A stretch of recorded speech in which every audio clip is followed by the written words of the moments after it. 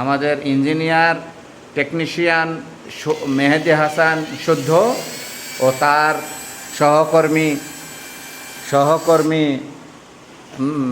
রাব্বি হোসেন, উনিরা দুজন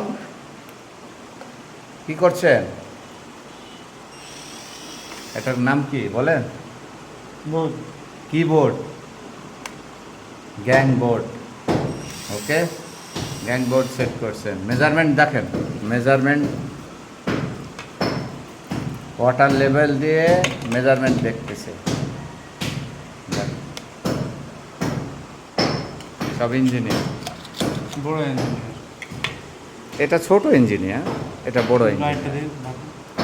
বাটন সেটটা সাথে তাদের সহকারী কর্মী সুমন আহমেদ, মেহেদি হাসান সুমন।